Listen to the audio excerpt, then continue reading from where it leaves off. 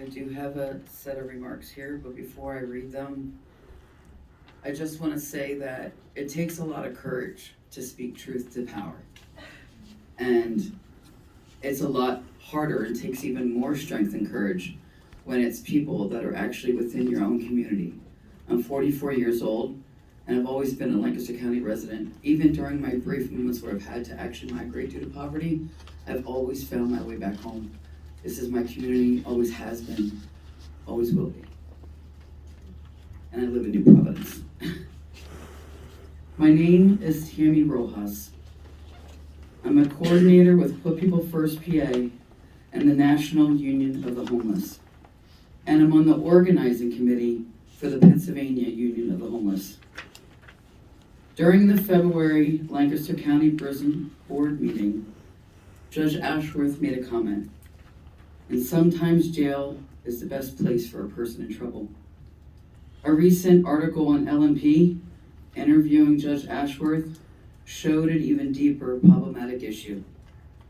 It showed how these false narratives and viewpoints held by people in power regarding people who wind up in prisons are then echoed in the media instead of the media digging deeper on the issue.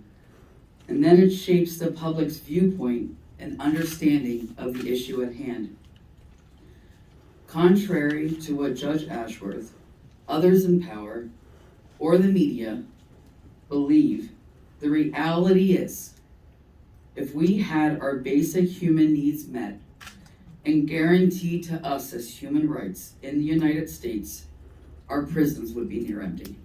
Amen. That's right, man. And you would all understand that if you listened to the testimonies of those who wind up in prison. I myself suffered through trauma and mental health issues since I was a young child. And since healthcare is not recognized as a human right in the United States, I was doomed from the door. I did a couple of weeks in LCP in 2007. After months of suffering trauma from an emergency surgery of a removal of an ectopic pregnancy, a pregnancy I deeply desired to have. I had absolutely no aftercare or trauma support, so I went with what was handy to me at the time and turned to drugs for the first time to self-medicate to numb the pain. Months later, I committed a minor misdemeanor crime that doesn't have a required jail sentence in order to obtain the self-medication. Was given bail I couldn't afford and ended up in LCP where my mental health was further neglected. I was shamed, treated like an animal, and denied my mental health medication and treatment. This highly problematic viewpoint of Judge Ashworth and others is not an uncommon ideology, and it's held amongst those in power in these kinds of positions all across the United States. It's unfathomable that the United States holds only 5% of the world's population. However, as a country, we hold 25% of the incarcerated population. We are systematically failing our people on basic human needs like healthcare, housing, education, etc. Yet we are a leader in mass incarceration. Example. During the global COVID-19 pandemic, you ignored our concerns and solutions. At the public conference, March 2020, we stated if we didn't plan accordingly, use the closed St. Joseph Hospital, we could see a minimum of 1,400 deaths in our county. The number of deaths has now surpassed 1,800. During a global pandemic, Our local power holders allowed a hospital to sit empty, yet rallied and organized to gather funds to purchase land to build a new prison. Shame. We must address these systemic issues from the bottom up. And you can support our efforts. We can turn the tide.